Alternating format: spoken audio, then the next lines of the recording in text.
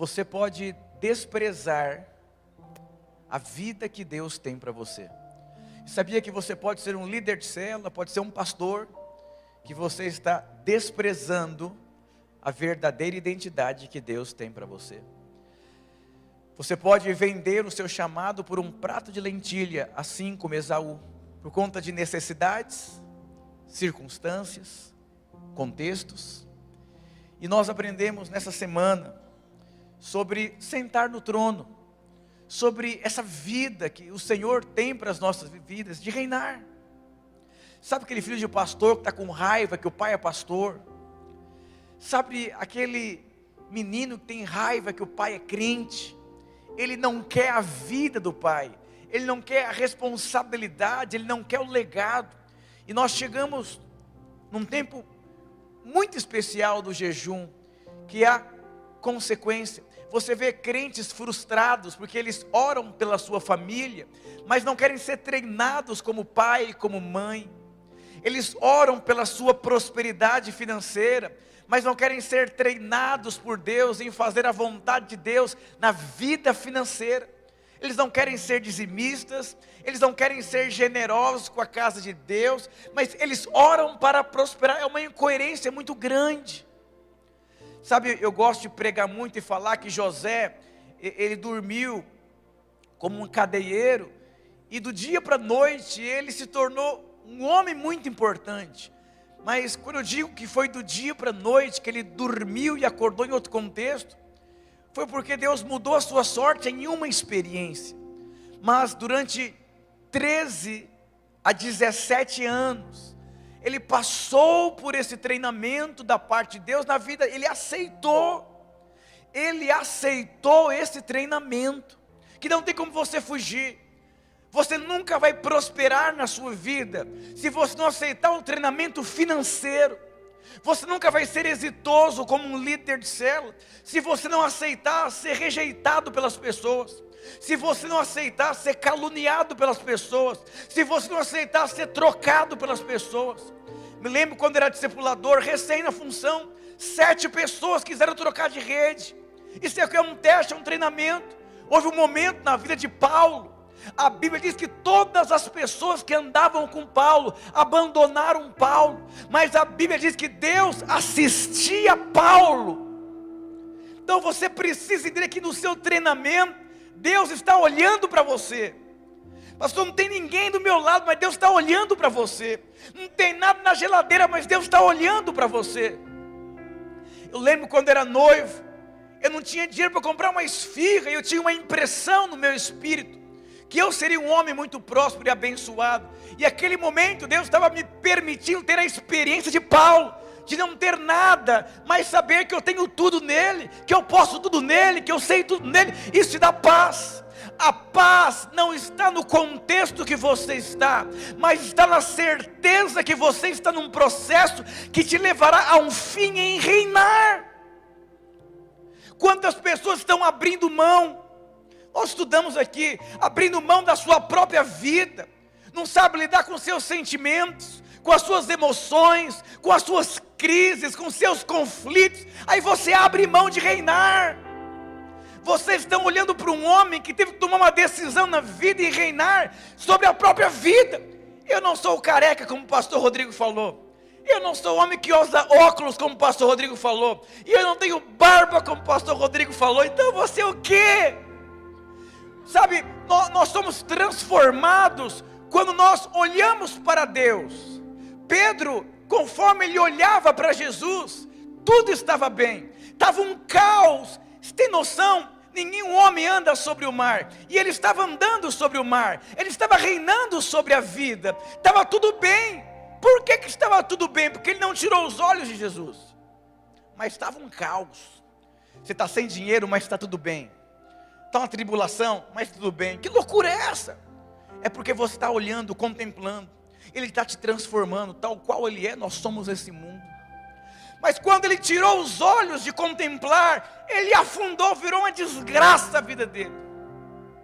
Talvez você está aqui hoje e você desistiu de reinar sobre a sua própria vida.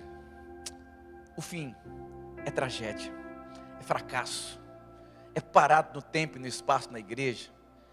Aqui nós aprendemos sobre reinar em família, sobre a sua família. Talvez seu pai não é crente, jovem, ele é um endemoniado, alguém que persegue você, mas você vai ter que aprender a amar. Você vai ter que aprender a não levar para o pessoal. Você que seu marido não é crente, você vai ter que aprender a reinar sobre isso. Você que tem filhos difíceis, você vai ter que aprender a reinar. Vai ter que aprender a reinar no ministério. Sabe, você vai ter que aprender a ter o êxito de reinar. Você vai ter que aprender a reinar sobre demônios, sobre doenças. Essa é a nossa verdadeira identidade. Assumirmos aquilo que Deus projetou para nós como filhos. Deus não nos prometeu não termos tribulações, mas Ele prometeu que Ele estaria conosco, e que no mundo, é verdade, nós teríamos aflições, mas nós deveríamos ter bom ânimo, porque Ele venceu o mundo. E sabe quem Ele é? Ele é o Rei dos Reis, e nós reinaremos pelos séculos dos séculos. Já passei por tempos tão difíceis na minha vida, de guerras internas, mas eu aprendi a reinar sobre elas. Aprendi a andar sobre o mar, cheio de tubarões embaixo dos meus pés. Eu vou dizer, embaixo dos seus pés tem muitos tubarões, mas você nem percebe, enquanto você está olhando, firmemente. O que é firmemente? É sem vacilar. Não tire os olhos, não vacila os seus olhos. É tão interessante, estou olhando aqui para o pastor Rodrigo. Se eu fixar os olhos nele, eu não vou perceber detalhes da vida de vocês, mas se eu olhar superficialmente, eu vou perceber muitos detalhes aqui. Tem muito crente que os seus olhos não estão completamente fixos. Aí você começa a observar detalhes de crises, observar detalhes de coisas que estão faltando, e aí você começa a afundar e os tubarões pegam você. Você nasceu para reinar em vida. Domingo nós vamos compartilhar sobre isso aqui, e vai ser muito especial o nosso encerramento do nosso jejum. Mas eu posso te afirmar uma coisa, que Jesus disse para Maria e para Marta. Ele disse que Maria escolheu a melhor parte. Podemos afirmar que Maria decidiu olhar firmemente para Jesus. E Jesus disse, ela escolheu a melhor parte. Ela escolheu não tirar os olhos de Jesus. E aquela mulher, ela reinou. Reinou tanto que eu estou falando dela aqui. Aonde os seus olhos estão?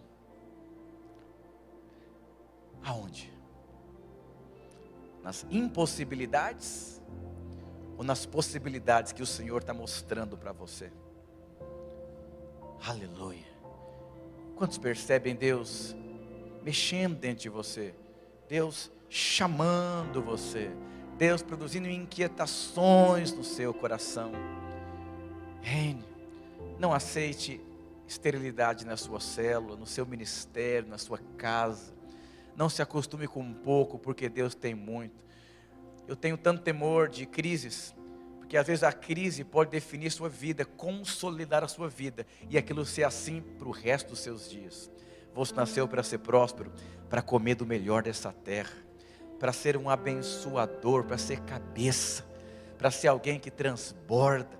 Mas você precisa estar nesse lugar, e você não tirar os olhos de Jesus. Foi um ano difícil, não tire os olhos de Jesus. Eu sempre tenho algumas impressões no meu espírito sobre os anos, e Deus tem colocado algumas impressões no meu coração sobre o próximo ano, mas eu não vou te contar não.